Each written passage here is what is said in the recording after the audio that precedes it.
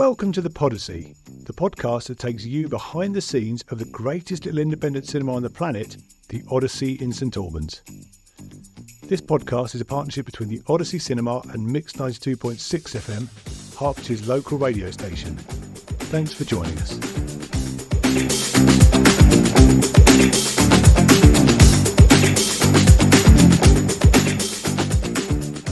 Hello and welcome to the Podyssey. We're here recording the August version of the Odyssey podcast, Podyssey, here in the studio on a very, very hot day. Nicholas, hello. Hello. Roberto, hello. Hello. There's a voice missing. It's Sam. Sam has no loyalty to this podcast. He's sodded off on holiday. He's travelling around Belgium. Yeah. All sorts of places. He'll be listening to this and probably shaking his head at some of our views. Sam, hope you have a nice trip wherever you are. Rush back because we miss you. But chaps, how's it been going? What have you been up to? What have you been watching over the past month? And I've got an update for you, Roberto, by the way, but you go first. Okay. Well, I went on a holiday for a week shortly after our last podcast, so I haven't seen as much new stuff. I've been watching a few classics. I did watch the new Freaky Friday in the cinema actually. And that actually, because I'd never seen the original, the Lindsay Lohan. Well, I say the original. Same. There's been like 5 of them now, but the Lindsay Lohan, Jamie Lee Curtis one, I'd never seen it, and I watched it. And when it started, I was like, okay, this is just a bit of homework just to get caught up. I ended up really, really liking that original one, and then the sequel's got some great stuff in as well. So new discovery. So who plays the switcheroo pair in the new one? Well, it's Lindsay Lohan and Jamie Lee Curtis are back. Oh, I see. Which is really great to see, especially for Lindsay Lohan. Kind of her renaissance has truly begun now, I think. And both of them, the comedic timing between both of them is still like really good. It's this time a little more confusing. It's Lindsay Lohan's daughter and her stepdaughter swapping with Lindsay Lohan and Jamie Lee Curtis this time, so it's a little more chaotic. Yeah, but the hijinks as a result are much more. The ante has been upped, as all sequels do. Nice. So I recommend. Yes. Yeah, I think so. It's a lot of fun. I saw it with my mum, and she I haven't heard her laugh that much in a cinema in a while, so I feel like that's a good sign, you know. A ringing endorsement from Roberto's mum. I'm pleased for Lindsay Lohan because I feel like she's been one of those victims of 10 years ago. I'd have been one of the idiots who just opened a newspaper like, oh, Lindsay Lohan looks mad, and turn it over. Yeah, definitely. I think we now will have a better understanding of the challenges young women in the public eye face in the media. I feel like she's been really through that washing machine, so definitely. I'm pleased to see her back and working. And definitely with like just the general kind of thing with child actors as well. Like when you start in that industry, it's because it's and back then as well when there was less safeguarding. It's such a crazy industry, and I think you just it's almost like a sub.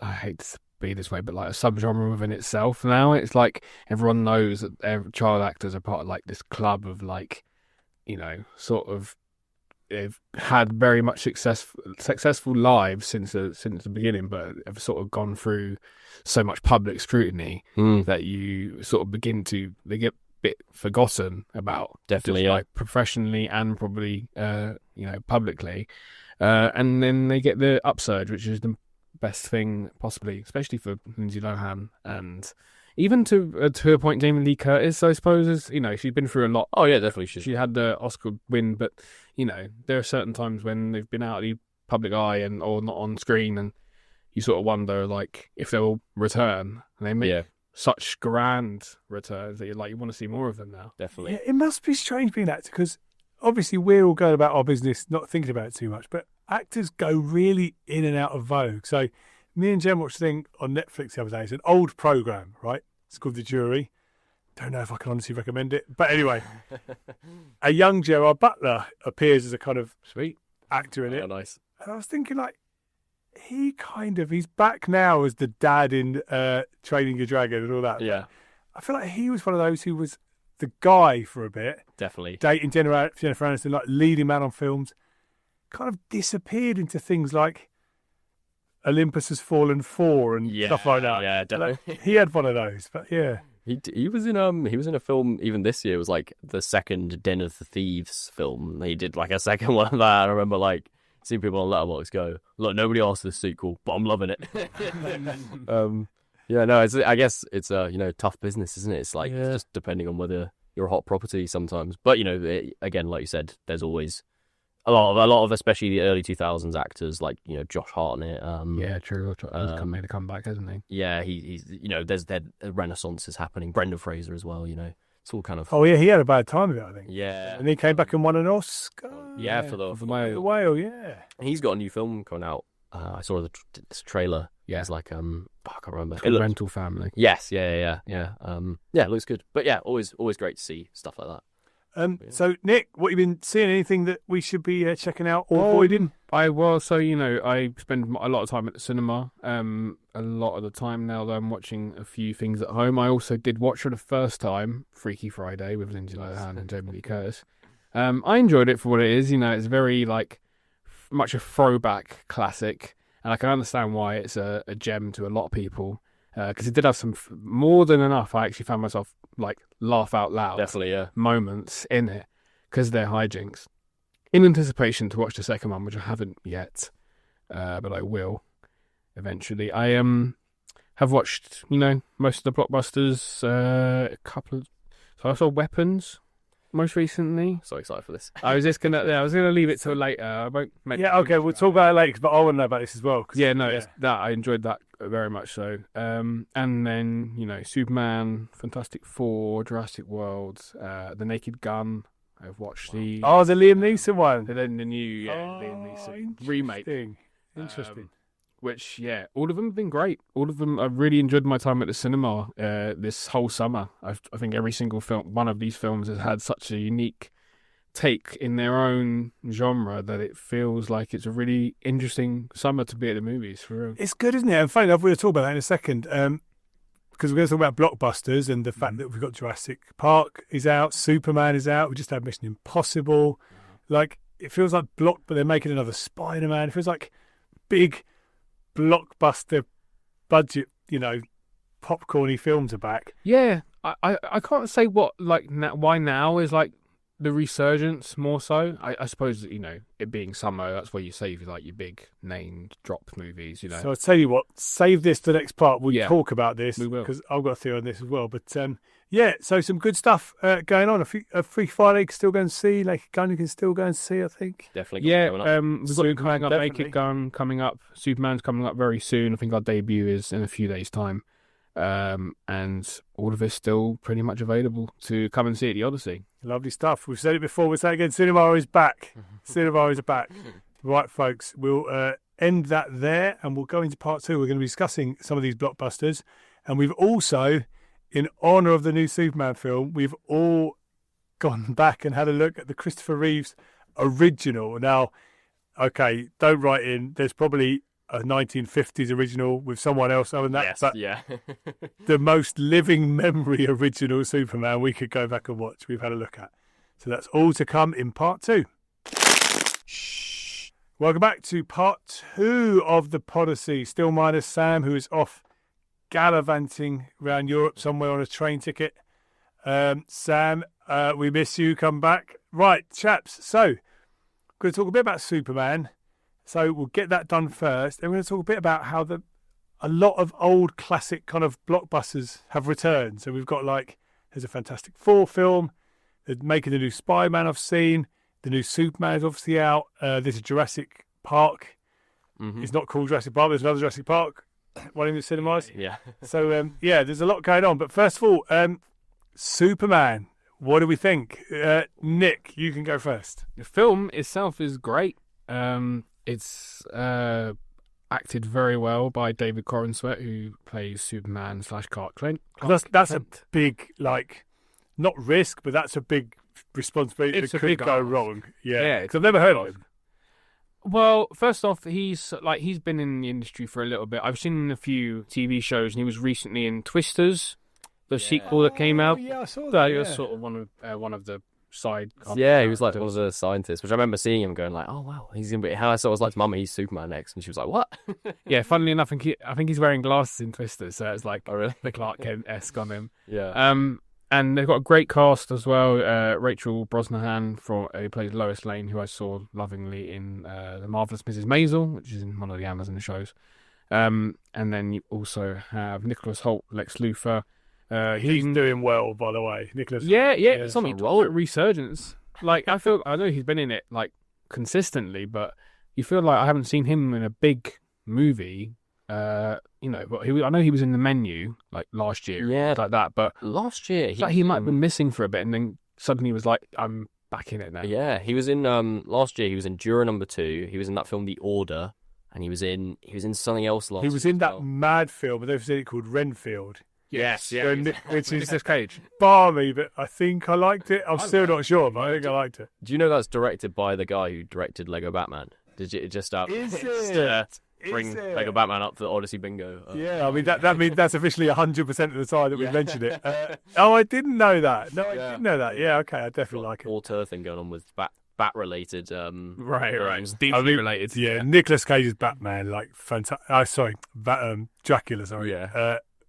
Even before you see it, you're like, yes, please. Yeah. And then you see it, you're like, oh, absolutely, yes, please. Yeah, definitely. So Nicholas Hoult, he's Lex Luthor. Lex Luthor, he plays him so megalomaniacal. I mean, like in the most campy comic book way that you really want to be honest. And the reason I keep saying it's like so much like a comic book is because they've got so many facets of like humor and sort of heartfelt moments. But there's also action, there's adventure, and I think mainly it really comes down to Superman, the actor David Corenswet just manages to pull off both roles, because I do feel like it's not one singular thing, it's very two separate. Yeah, because for it to work, Clark Kent has to be same but different from Superman. Exactly. Right? Yeah. And he plays it so well. They have great chemistry with Rachel Brosnahan playing Lois Lane, and also chemistry with Nicholas Hoult, which you can sort of see. I don't know if anyone's sort of like saw the marketing things for it. Yeah. Like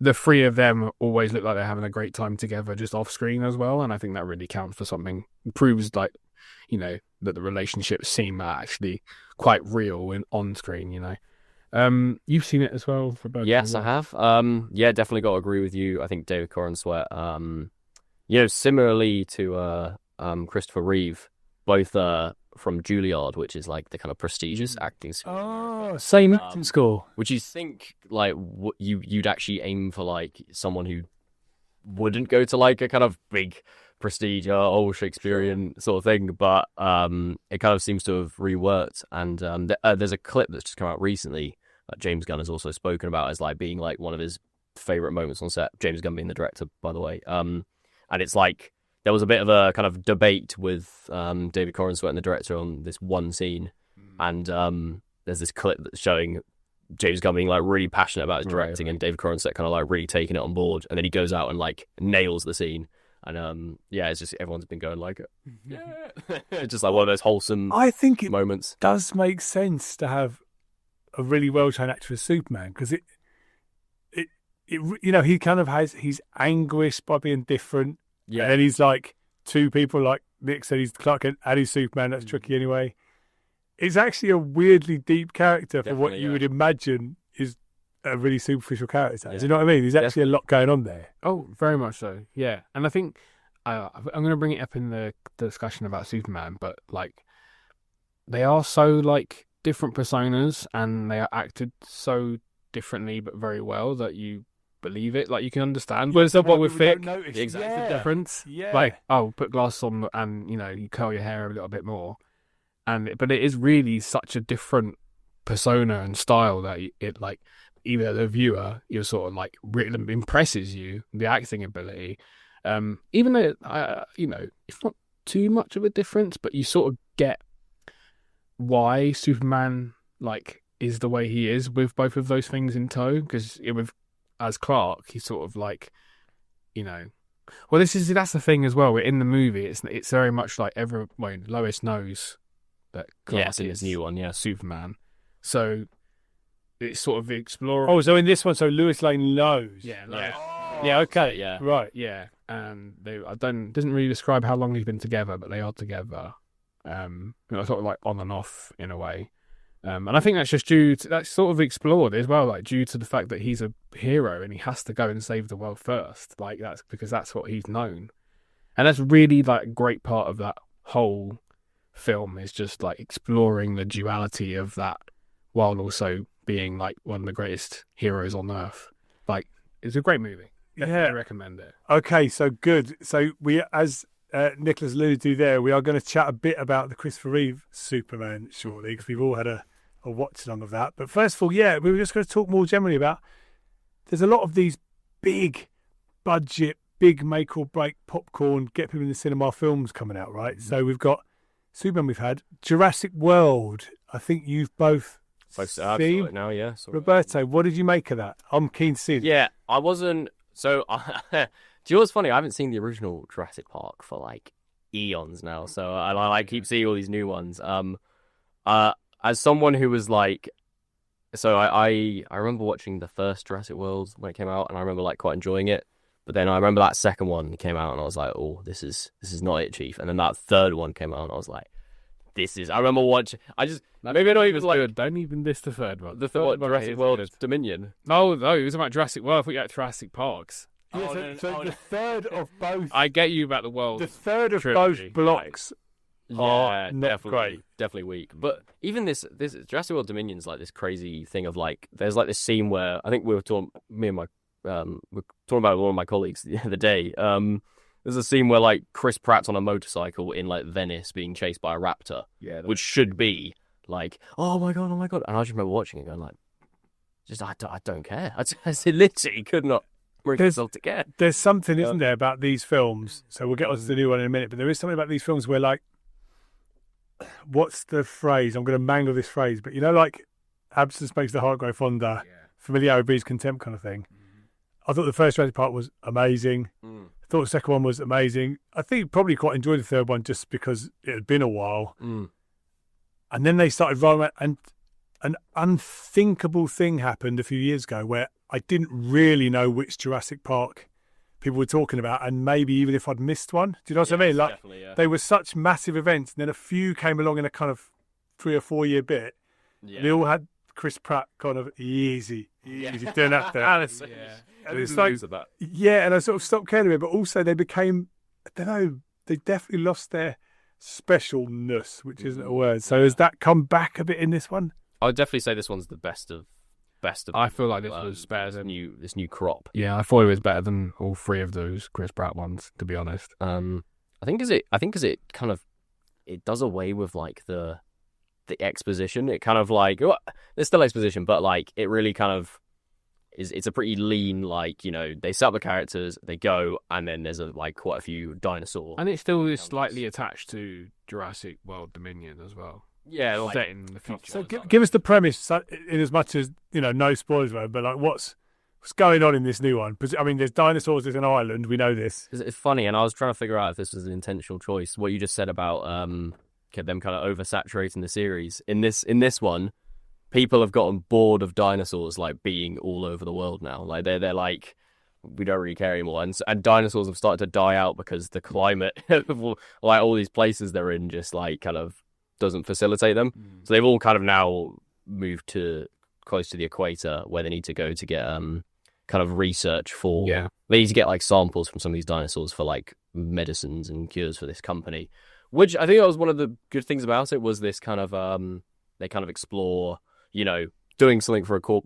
And this is in every Jurassic Park film in some form or fashion, but in this one I thought it works way better than the last few, where, you know, do this for the corporation or do this for the benefit of actually other people at the cost of, like, you don't get rich. But maybe that's better. There's definitely feels like more of a human touch to this new one, I'll say. In some of the kind of conversations the characters have, definitely feels a little less like a, whoa, they're all back, the dinosaurs are back, they're gonna fight.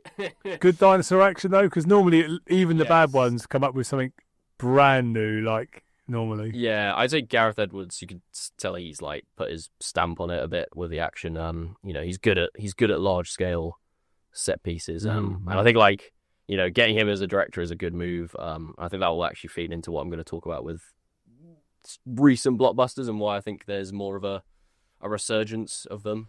Well, so yeah, let's get on to that. So Nick, first of all, give us your quick take on Jurassic World, and then we'll get on to the recent Jurassic podcasts. World, yeah, as I said, I enjoyed it more than all the pre-Jurassic Worlds before this. I agree that it has more of a human touch because you actually do begin to care about the characters. They very much are their separate entities, but are all doing it for the like moral, like sort of like an adventure's sake. And I know this is not the best way to sort of word this, but like none of them are scared of the dinosaurs. Like they just seem like they're getting on with it. They know it's there. It's not just like used as a tool for an action set piece. It's fully like, oh, this is integrated into the sort of, you know, the base model of it now. And That's clever. So it's almost like, what would people be like if they just were used to dinosaurs right, being around? a little bit, yeah, like because it's sort of integrated into the story. It's attached to what the third one ends with, you know, dinosaurs being in actual popular cities, but they removed them all, and so then when they do actually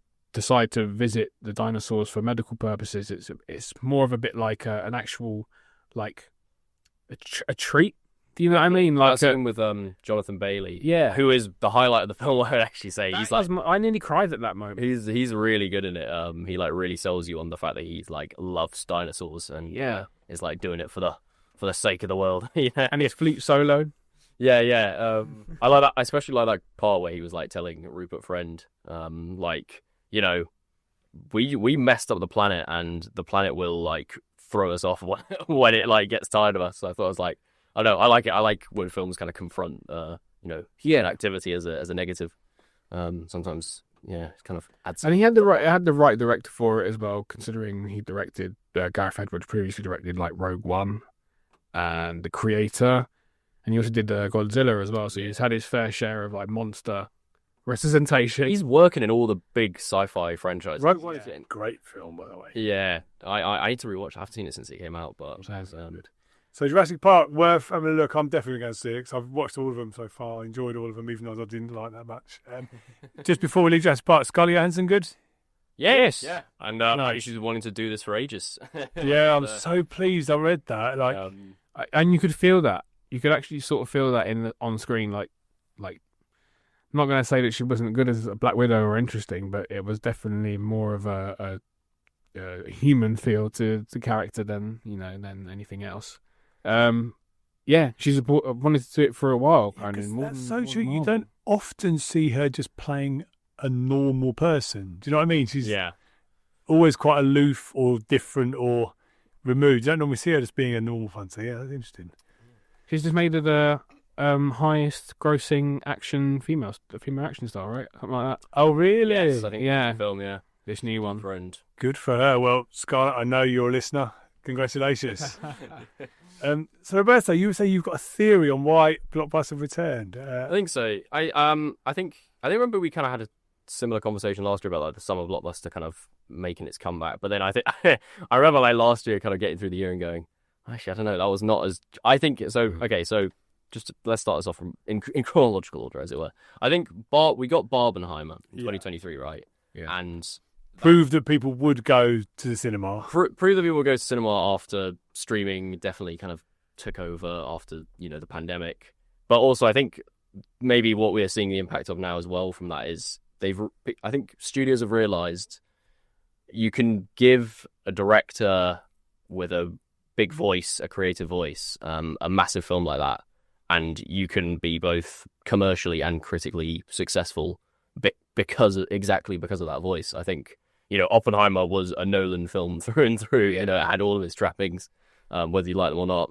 And then Barbie very much, you know, truly benefited from having Greta Gerwig, you know, a female voice, make that film and really kind of lean into, you know, some truths about, not that I have any right to be speaking about this, but, you know, truths about womanhood that kind of really came across in the film. And as her smaller, well, they are smaller than Barbie, of course. Her smaller films are really that way. Exactly. You know what I mean? They're really kind of strongly vocalising the female experience and the female point of view. Yeah. So it stands to reason that even one with a much, much bigger budget is going to do the same thing. Definitely. And then I think it really worked that it balanced the humour, balanced the really heartfelt moments. And it was like quite a visually, you know, striking film with like the amount of pink they threw into it. I think especially this year we're really seeing that studios are now a bit more willing to give directors more of a voice. I mean, Superman, directed by James Gunn, you definitely tell with how they pretty much throw you straight into this already established comic book universe. You can tell it's directed by someone who loves comic books. With Sinners as well, which I think is another kind of big blockbuster this year. It's done really well. You can tell Ryan Coogler really put his stamp on it. Yeah. And yeah, even just some of these like small things like Jurassic World they get Gareth Edwards to handle it. The Naked Gun, they've got Akiva Schaffer, who's like a Lonely Islands member, and he did. Hot Rod? Has anyone seen Hot Rod? I keep saying this every time. I know you mentioned it. I've not seen it, but I have heard of it. I know it's got Andy Samberg as well. Yeah, go back and watch Hot Rod. It's directed by the guys who's done the new Naked Gun, and it kind of shows you it's in safe hands because it's just pure like absurd satire, or even spoofing, and it really works. So yeah, I think that's the reason. I think directors are getting more leeway in directing these big budget films where usually the studio muscles in and kind of says change this, change that, and we're seeing a bit of a lax on that, I think, and I think that's really benefiting people's desire to actually go watch these films. And do you think there's a bit of a Marvel-shaped hole to fill as well? I think so. Because, well, I know Fantastic Four's done really well. I haven't seen it myself yet, and I know that even that film has way more of a personal stamp on in terms of the set design. You'll be able to attest to this, I imagine. Like the set design's very, it's very practical. It's very like inspired, like retro futuristic. Yeah, even Marvel now are trying to bring in kind of what you'd call like smaller talents to kind of fill bigger roles on their films. Thunderbolts kind of did that a lot with its. What I feel like a lot of the films you're talking about all have a vision as well. Like they all clearly come from sort of these modern auteurs, like genre cinema as well. So James Gunn with comics and Ryan Coogler with I suppose like Black experience stories as well, being black and what that means to the world.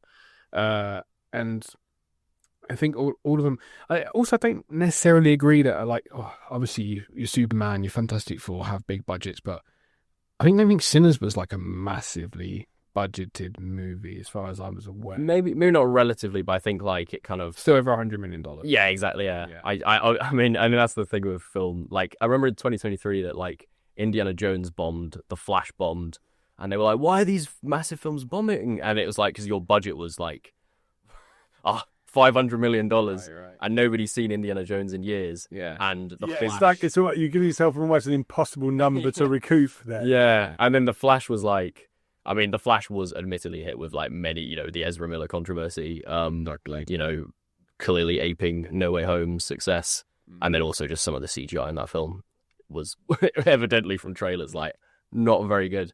But yeah, they were giving these like these very studio handled products like massive budgets, and they were bombing, and they were like, what's going on? And I think they've looked at Barbenheimer as a kind of a key event. Maybe I feel like, what I feel like as well, to that degree, I feel like maybe there were too many cooks in the kitchen, and they were just sort of refined, trying to focus group these films. Yeah. So they've focused way too much on maybe like participation from an outside source, like fan screenings, because I think sometimes that can be a bit of a detriment to certain things, like just because of the way the internet is as well now, and social media reactionary things. It is like very much just like a quick reaction and not like a full opinion or judgment upon something that's obviously not what people have seen as well. So I think what my original point is that I feel like they have sort of refined the crew to a point like, because James Gunn directed and written, Ryan Coogler directed and wrote the scripts, and all of them have majorly probably got on with producing roles as well. Actually, I do want to bring up Weapons to a point as well. Oh yeah, like directed and written by Zach Cregger, and his second major feature. Yeah, it's made just like one of the biggest openings of the year on a horror, which is unheard of. But Sinners is one of them. But that's a testament to that. It's very like original. They're kind of leaving it to the storytellers because that's what works. Please do. So. Yes. Yeah, please do. I've got another slightly sideways theory on this. Do you want to hear it? Yes, let's go. I think, and bear with me on this, I think We Will Rock You, the Queen film. Oh, the Freddie Mercury, Yeah, Rami Malek. yeah, played a small role in this, and I'll tell you for why. Please tell us. Everybody involved in making it kind of hated it while it was being made. It's like, Yes. And every time they screened it, people were like, no, this is no good. And Queen fans were like, no, not going to watch it. And the rest of the general public who they were speaking to in focus groups, like, no, I don't care about Queen anymore. And then it came out, and the whole country was like, yeah, I'll buy this. I like it. So it's almost like defied all the tests that these big studios put the films through. And I think it maybe just made people look at things like focus groups, test screening, social media responses. Obviously, those things still matter if you're a big Hollywood machine. But I think they maybe just thought, oh, maybe that isn't the whole story anymore. Do you know what I mean? Yeah. Or even possibly giving, or like the director being a part of the test screening as well, like because I think I actually saw a video from. He was the guy who directed Shazam. I forgot his name. David F. Sandberg. Because he started with like low budget filmmaking, and he does like YouTube kind of filmmaking tutorials even to this day. And he talks about how like he kind of like actually he goes to like the focus, or like the test screenings, and he kind of like actually reads through the cards himself to kind of figure out certain things. Because I think sometimes the test screenings get a bit demonized, but I think it is more like sometimes when the studio kind of misunderstands what's trying to be said in the test screenings. They misinterpret things like all the time. That's fair for some reason, isn't it? Yeah. Because they're just thinking purely on a basis. They've also got a member of board. What am I trying to say? A board of members that are also sort of being test screened upon, and just like looking at those audiences and sort of scrutinizing that as well. I get that. Yeah. Well, it's all miscommunication, maybe to a degree. Yeah, definitely. I do think maybe the writer's strike also potentially, along with things like COVID or stuff like that, just induces a bit of interest. Like, we've got our payday, so let's go back to what we do. Like, feel passionate about now. Yeah, because of our improved rate and reluctance to basically get replaced so easily. Yes, that's true. And like last year, we saw there was a bit of a cinema drought because of the writer's strike. Oh, it kind of so that was the cycle went round, and we started to. And if the production, if each film, say, production is like 8 to 12 months. This is the result of it. Yeah, that makes sense. So look, chaps, we could talk about this all day. I just want to hear a bit about Fantastic Four, Nick, from you. There's another summer blockbuster, and then we're going to come back and we're going to talk a bit about the Christopher Reeve Superman, which we've all watched. But no, Nick, tell us about the Fantastic Four. Fantastic Four was another great movie. I'm already a self-proclaimed nerd. MCU, DC, DCU now. There's something about this particular Fantastic Four which I've really enjoyed, and that's just sort of like their feeling of family that they have around them. They've picked actually really great actors. Again, camaraderie, chemistry is there. In Ebon Moss Bacharach, who plays the Thing, and he's also in The Bear as well. I don't know. Yeah, I've seen that. I've seen him in anything. But he's just he sort of plays himself in a really good way. He's just so down to earth. He's got this Jersey, old New York accent, and he shares his heartwarming tale with everyone. Yeah. The villain's great. Even Silver Surfer, played by Julia Garner, I think her name is, who's in Weapons as well. Yeah, I was going to say. Her. She's from Ozark. Ozark, yeah. It just has such a different feel to everything you may have seen already from the Marvel universe. There's no extra reading to be done. Unless you really like that sort of thing. Yeah, you can turn up and watch it and it and not feel like you're misplaced or anything. Yeah. Also, I think with people who know the MCU know that already when it comes up with a quick subtitle being Earth, it's completely separate. But, still attached, and if you're a fan, you've got to stick around for the post-credits. Maybe the first one, but not the second one. It's okay. Yeah, I think I gave it a 4 out of 5 on Letterboxd. All right. Nice. Great movie. Check it out. Yeah, nice. Will do. And that's also Vanessa Kirby, who is just absolutely smashing it. Definitely, yeah. Yeah, I never saw that. Well, I'm sure she's a great actress, but I've never really seen her like act like dramatically. I've seen her in. I think she was in one of the Mission Impossibles. She was in one of those It was more Impossibles as a action. kind of arms dealery one. She was in a film called Mother, which I couldn't really bring myself to watch. So apparently very harrowing. Is that the one with Jessica Chastain? I'm not sure. It's about childbirth and Oh, maybe not. the horrors of being a woman, which it sounds very important. It also sounds very grueling. I've been told she's in that. But yeah, no, good for her. She's Yeah, no, all of them, all 4 of them. Joseph Quinn as well. Pedro Pascal. Pedro Pascal seems to be having a really laugh. yeah, yeah. I love to hold his hand as well. Right, and on that note, we'll be back shortly to have a quick chat about the 1978, I think, Superman.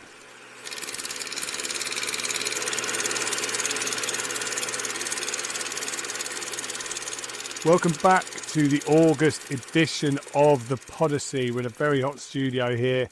But in honour of Superman reappearing in our cinemas, flying back into our cinemas, we have done one of our watch-alongs. We've all had a look at the 1978 original starring Christopher Reeve.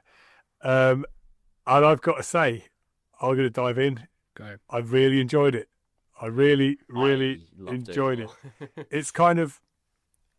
It's bigger and a bit more of a sweeping American epic than I thought, you know, because it starts, it's kind of got like 1950s America, and it's got him growing up in the corn bits and all that sort of thing. Yeah. I thought it was really interesting. It's like a bit of a template for all the superhero films we watch now. Definitely. It's got his origin story. He's a bit of a reluctant hero, like, why can't I be normal? You know, it's got like kind of a wise, non-power kind of mentor, Aunt May type characters around him. So yeah, I thought it was great. I thought Christopher Reeve was fantastic. So good. Really enjoyed it.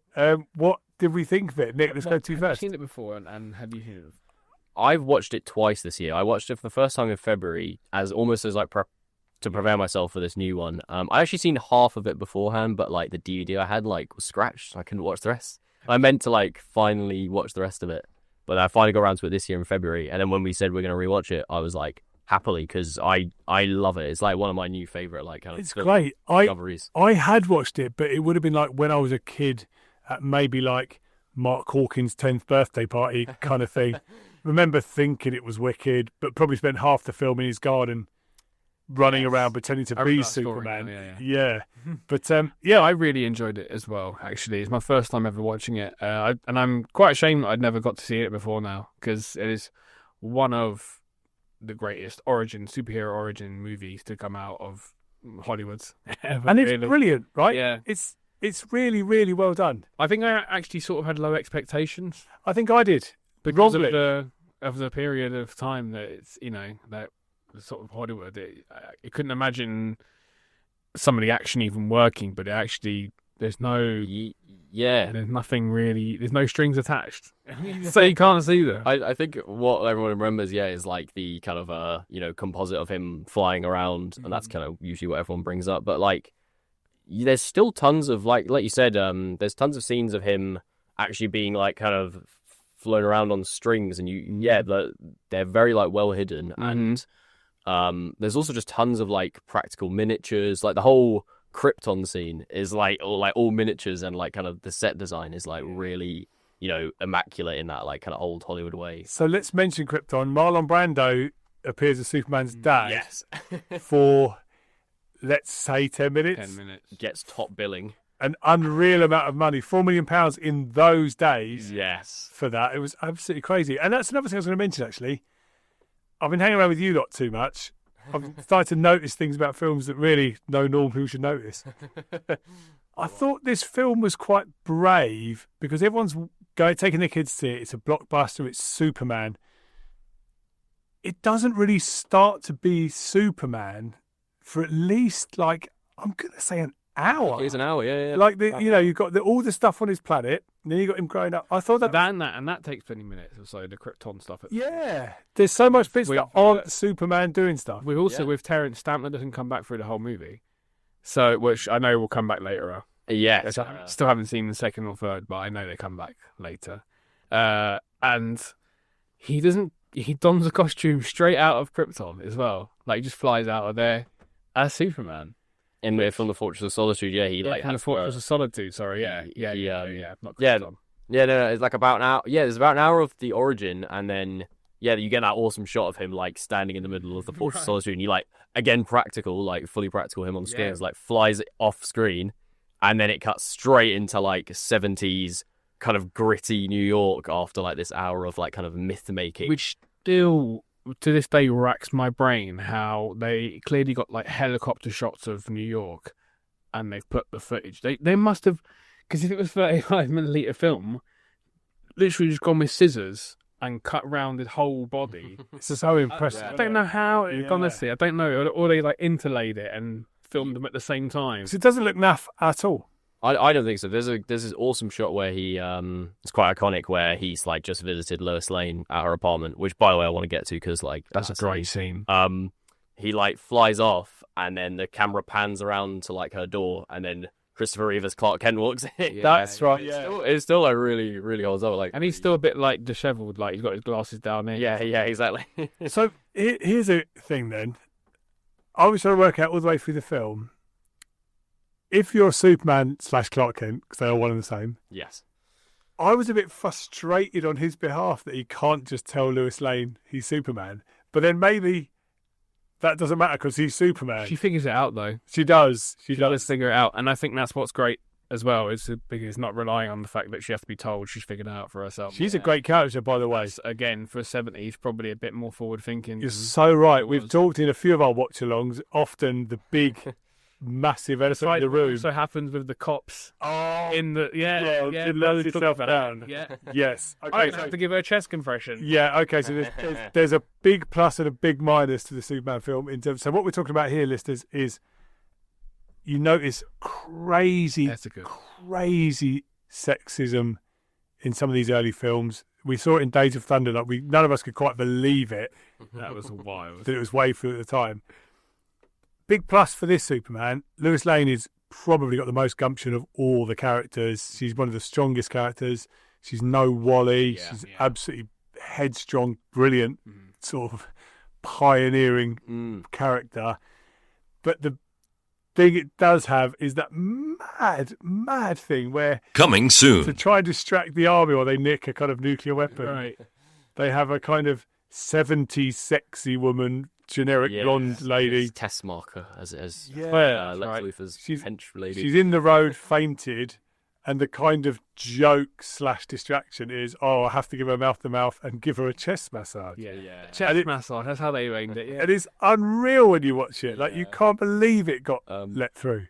It's funny because I kind of anticipated bringing. I'm glad you guys brought up Lois Lane being a really great character because I think this film Superman 1 and 2 particularly like rework because of you've got this trifecta of Christopher Reeve, Margot Kidder and Gene Hackman all giving like pitch perfect performances, like literally not a note wrong. Gene Hackman's great. Like he's almost likable. If he wasn't trying to blow the world up and kill Superman, he's actually like definitely. And I think that definitely the way Lois Lane's portrayed is very and even in the kind of flaws they give her, like she smokes cigarettes and she's a little more like unruly, which is kind of New Yorkian streetwise. Exactly, and I think the fact that they didn't like shy away from that is, and they never say this in the film.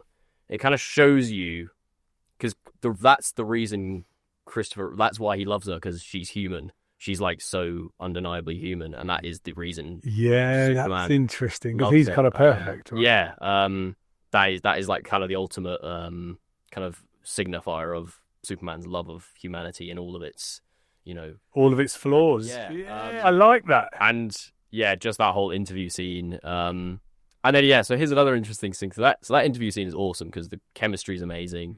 It's really like quite funny, and it's it's like genuinely quite like flirty but not in a kind of You come at the first flight instance as well. That same scene. Oh yeah, and you can hear her thoughts. When hearing her thoughts, that is some of the like I don't know. That was romantic. My most enjoyable part. Of That's my favorite the movie. Film. Yeah, for sure. Because it does feel so romantic. Yeah, it does actually feel like that. Can you hear my thoughts? Yeah, but and then I thought it was interesting because we brought up that scene, which is it's like a bit of like gross, pervy humor. Yeah.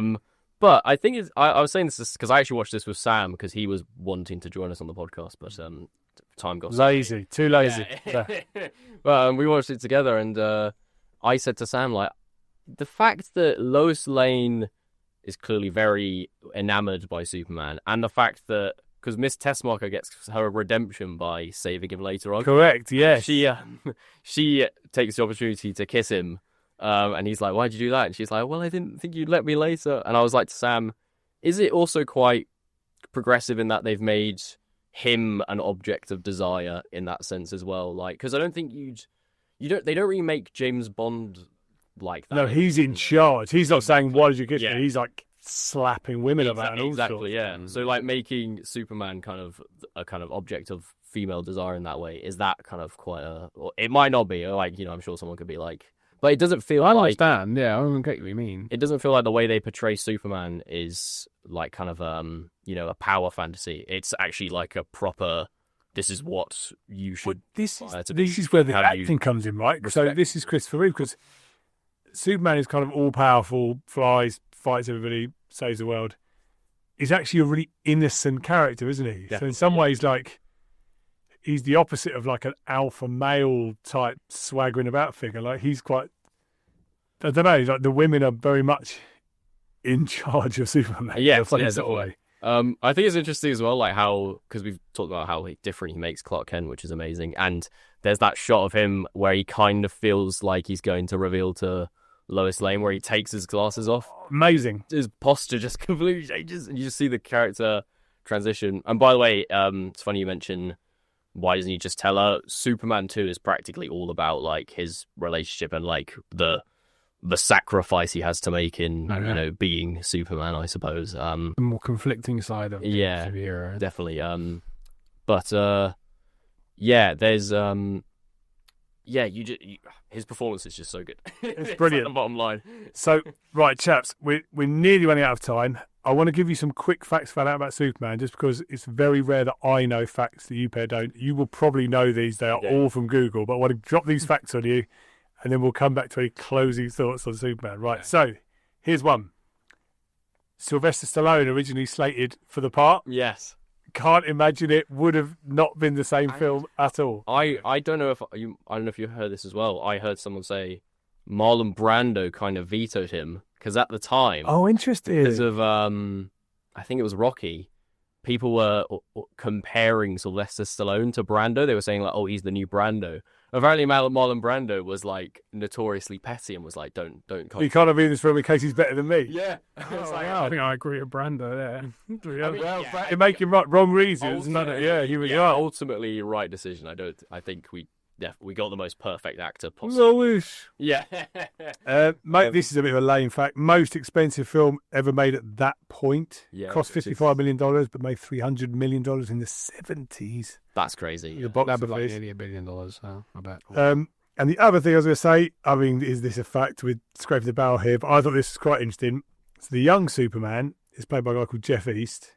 Yes. And when Richard Donner, who directed the film, also directed Scrooge, big Christmas favourite of mine. Oh, yes, yeah. But when he watched it all back, he didn't think it was the same. They were similar enough. So Christopher Reeve went back and overdid all the voice.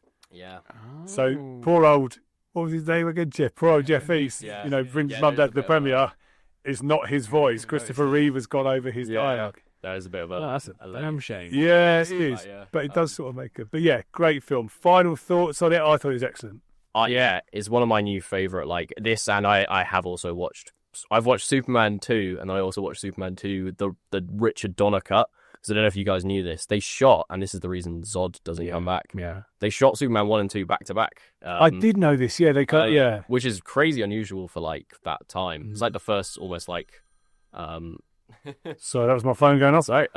Almost like the first part 1, part 2 sort of situation. But then Richard Donner, for studio being bad reasons, got like kicked off, and that's why there's a theatrical cut of Superman 2, and then the Donner cut, which I actually think both, you can't go wrong with both. I actually think there's good in both. I do want to check it out because of Christopher Reeve, Margot Kidder, and Gene Hackman being so good in both versions.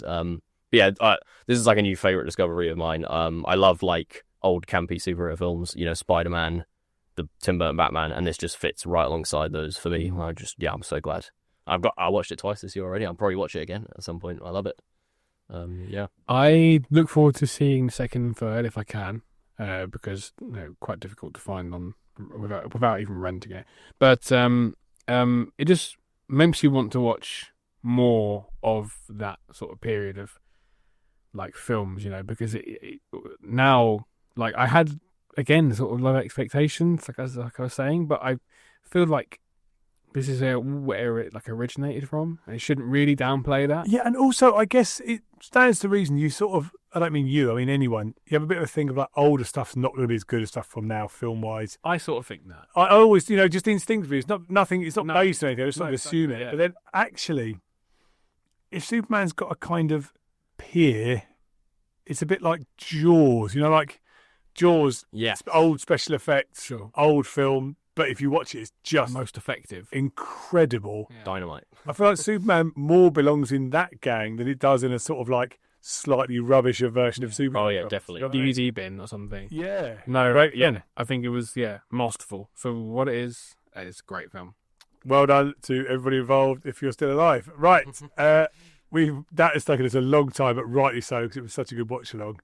We'll have to have a think about what our next watch along is going to be, but. We'll come back and we'll have a very quick roundup of things that are coming up in the next section. Okay, we've got a very quick amount of time to tell you what's coming up in the Podyssey, but Roberto just told us a story off air. Roberto, quickly give us this Superman story, which is good. Okay, so Richard Donner, director of original Superman, met Gene Hackman to talk about being Lex Luthor. Gene Hackman has hair, mustache, and he doesn't want to shave either of them. Richard Donner's like, okay. So Gene Hackman gets the makeup chair. And Richard Donner's like, look, we'll sort the hair out. You can like, it could be like that's why in the film Lex Luthor has wigs and isn't bald like right till the end. But he's like, you need to shave your mustache. You can't be Lex Luthor with a mustache. And Gene Hackman was like, no, I don't want to do it. Apparently Richard Donner, and I have verified this, Richard Donner was like, okay, if you shave your mustache, I'll shave my mustache as well. And Gene Hackman was like, okay, that seems fair. So the makeup people shave Gene Hackman's mustache, and then Gene Hackman turns to look at Richard Donner. And apparently Richard Donner just thwips a fake mustache off of his upper lip. And Gene Hackman was just absolutely baffled, apparently a bit rage-induced at the time, but has come to realise it was like the funniest thing, which I agree with. Yeah, that's hilarious. That's excellent. Right. Okay, so chaps, we've talked a bit about what's coming up, talked about Superman, talked about Fantastic Four. Just pretty quickly, because we're nearly out of time, anything else coming up in the next month that you just want to highlight? People can, of course, check out all the listings online. Loads of good stuff as always, but is there anything specific you like to talk about? Specifically, I saw it again recently, not again, but The Naked Gun, the remake, Liam Neeson. The Liam Neeson, Yeah, go check it out. Is it funny? Yes, and if for anything, Leslie Nielsen, Liam Neeson, LNs, you got to go for it. Yeah, nice. I'm going to bring up Eddington, which is the new film by Ari Aster, who gave us Hereditary, Midsommar, and Beau's Afraid. It's his new, I think, sort of biographical film starring Joaquin Phoenix and Pedro Pascal again. He's busy, old Pedro really Pascal. Every corner of cinema, art house, mainstream, he's got it all covered. When does he fit in a drink with Vanessa Kirby? Exactly, yeah. I mean, packed schedule. But yeah, so we're showing that Sunday the 21st of September at 12:30 and Thursday the 25th of September at 7:30. Looks to be kind of a very serious kind of examination of 2020, kind of in all of its chaotic, in chaoticness even. I was about to say chaotic glory, but it wasn't very glorious, was it? Yeah. But that looks to be really interesting, and he's proven himself as a really great kind of modern filmmaker. So I highly recommend that. I think I just want to make a quick highlight as well that's a September film, and that won't be on sale until Friday the 22nd. which is when all the September films will come out. Good stuff. Most of them, anyway. Very professionally done, I'll say.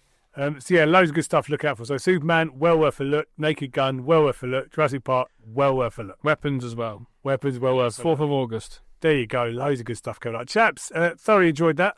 Let's finish and get out of this boiling hot studio. Say goodbye, everybody. See you later. Goodbye. Thanks for listening. Thank you all.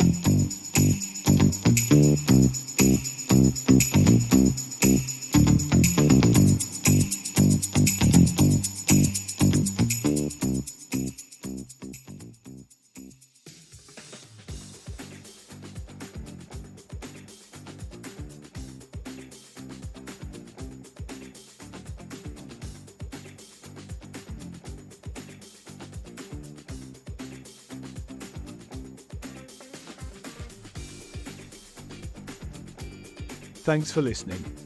If you want to drop us a line here at the Podyssey, you can email me at neil.roger@mix926.com. Your thoughts on the show, the film we talked about, feeling brave, you could do our next intro or set our next final challenge. You can find out all about what's on at the Odyssey or what's going on with Mix 92.6 FM by checking out the websites and searching them on all the socials where they can both be found.